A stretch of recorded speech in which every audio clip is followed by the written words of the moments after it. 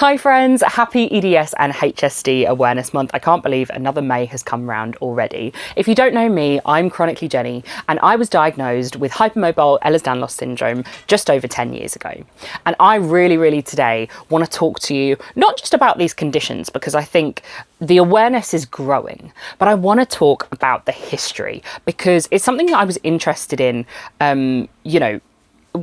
early in my diagnosis, but it's something that I've not really looked back on since. And I thought with the criteria changing again, that's due to be out the end of this year, I thought it would be really interesting to take a look back at over the 100 years plus history we have of Ehlers-Danlos Syndrome and Hypermobility Spectrum Disorder, and talk about all the things, all the confusion, all the different hypermobility diagnoses that have come before, all the arguments, and see where we've come from and where we are today. So I've got my little notes today because I want to give you the facts. So, the history of EDS and HSD has really been a lot about changing definitions. So if you don't know, Ehlers-Danlos syndromes are a group of connective tissue disorders, but they weren't always thought of as a group. Today there are 13 different types, and then there's hypermobility spectrum disorder, which we'll come on to later. But basically, connective tissue affects everything your body is made up of. So it can really affect multiple systems and can often lead to a lot of pain and disability and a lot of other symptoms. But the biggest ones are joint hypermobility, skin and vessel and internal organ fragility, and also laxity, whether that's in joints, skin, we're like stretchy, basically.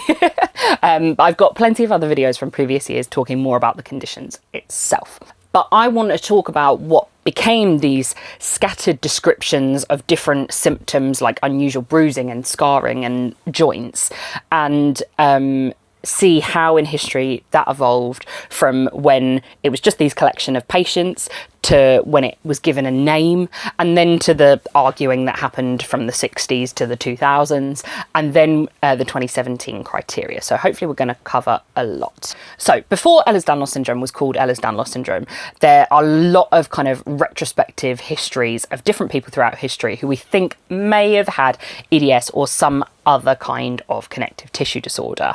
And that often starts all the way back with Hippocrates himself, whose descriptions of loose joints and multiple scars are frequently cited and is the oldest probable reference. One of the most famous retrospectively suspected cases of EDS or potentially Marfan syndrome was a violinist called Niccolo Paganini, who was living around the late 1700s, early 1800s. And he had very long fingers, which is why we may lean towards the Marfan syndrome case, but also had extreme flexibility and a really unusual range, which is why we think it could be more like EDS.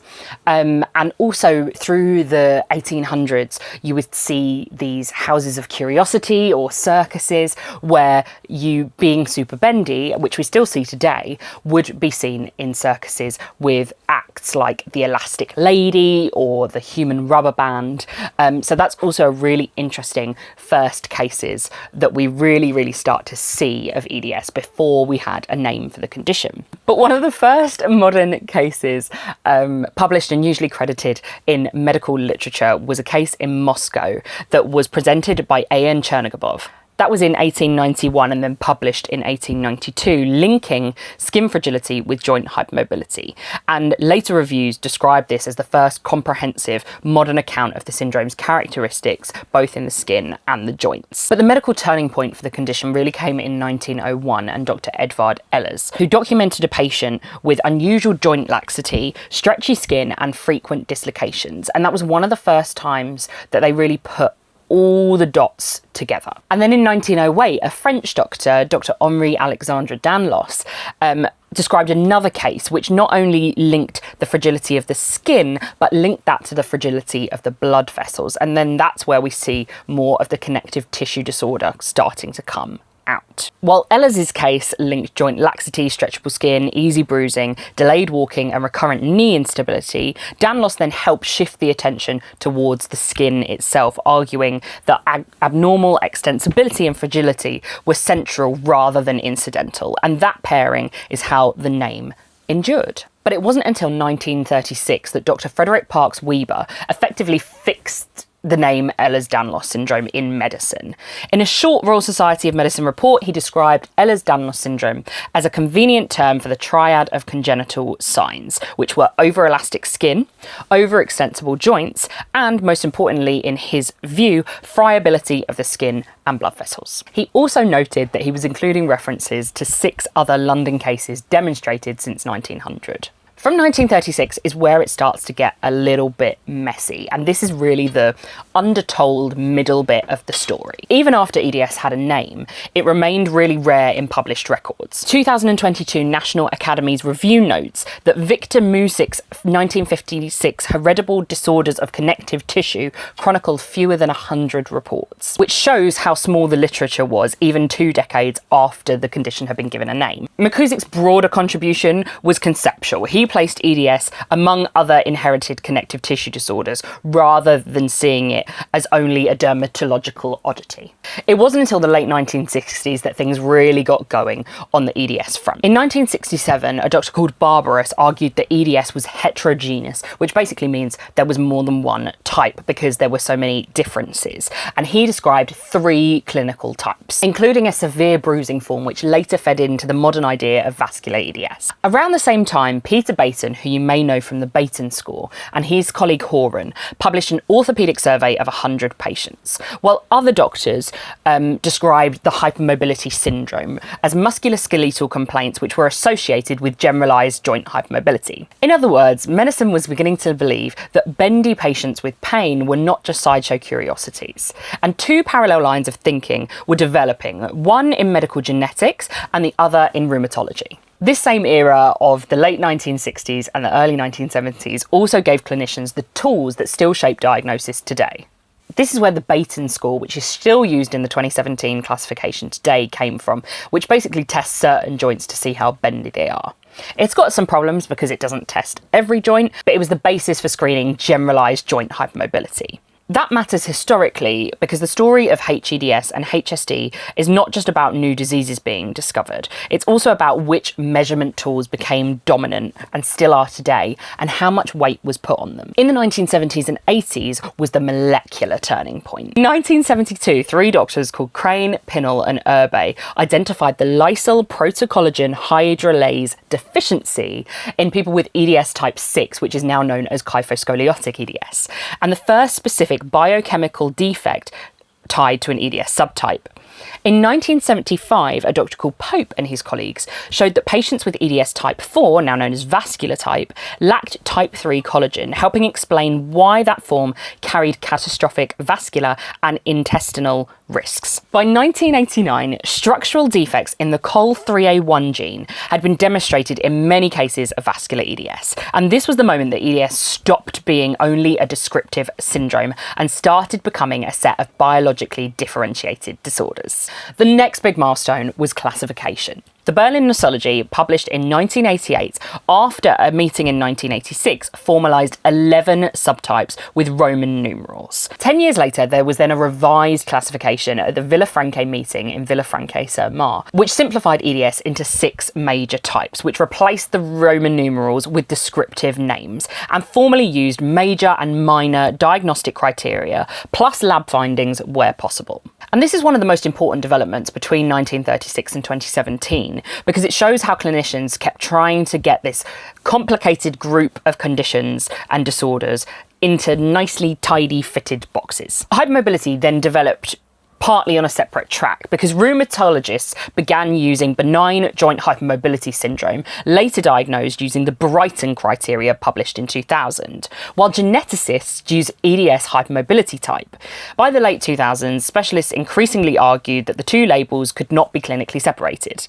A 2009 paper explicitly said there were no clinical distinctions between EDS hypermobility type, as it was known at the time, and joint hypermobility syndrome. This unresolved overlap is one of the direct reasons why in the 2017 criteria we had a hEDS and a hypermobility spectrum disorder framework. The push for a major reset began at the first International EDS meeting in Ghent in 2012, where the International Consortium on Ehlers-Danlos Syndromes and Hypermobility Spectrum Disorder was formed to rethink definitions, research, priorities, and care. That work, revisited in later meetings, is eventually what produced the 2017 criteria. As someone who was diagnosed in 2016, my actual diagnosis is all over the shop because I have medical paperwork that says EDS type 3. I have it with the Roman numerals still, and I have it as joint hypermobility syndrome and hypermobile Ehlers-Danlos syndrome. So this period before 2017 was an absolute mess. And I'm not saying that generally it got better after 2017, because a lot of medical professionals still to this day are not aware of the 2017 criteria. But the 2017 classification was a really major reset. That classification recognised 13 subtypes of EDS, including atherosclerosis EDS, brittle cornea syndrome, cardiac valvular EDS, classical EDS, classical-like EDS, dermatosparaxis,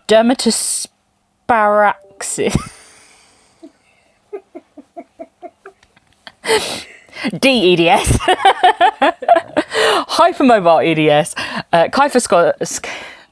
kyphoscoliotic EDS, musculocontractural EDS, myopathic EDS, periodontal EDS, spondylosplastic EDS, and vascular EDS. And it recognised hypermobility spectrum disorder for the first time. It explicitly said that the previous Berlin and Villefranche systems were showing their age and they were in dire need of better clinical definition of the hypermobile type especially, and clearer separation of other hypermobility disorders.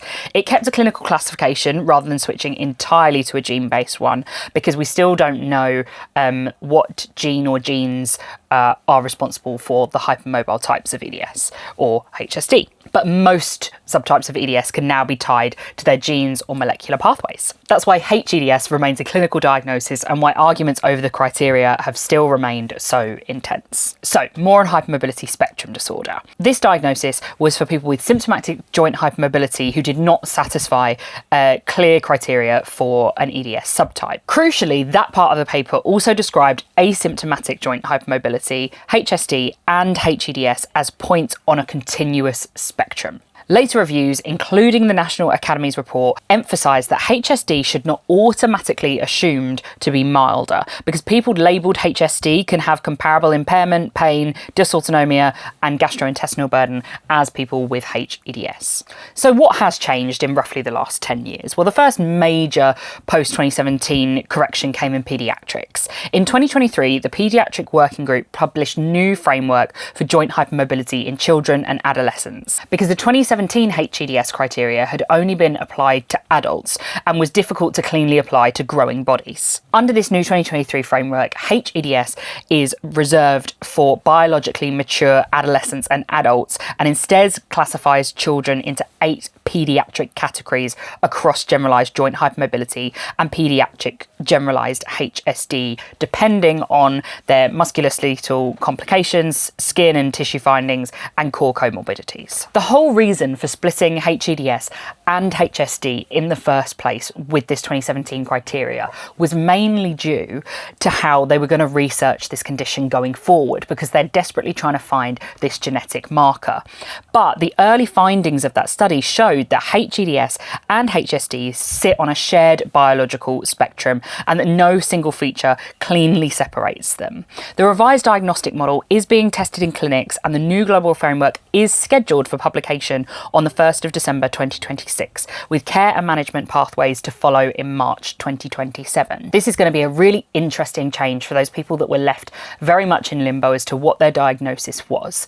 And a lot of the anecdotal thoughts that I've heard from scientists in the community is that it's never going to be just one gene that is responsible for hypermobile Ehlers-Danlos syndrome, because they would have found it by now. It's going to be a collection of genes, and there's still a lot more research to be done. I'm very interested to see what the new criteria criteria and classification system is going to mean, and what that's going to mean for the treatment and pathways for EDS and HSD patients.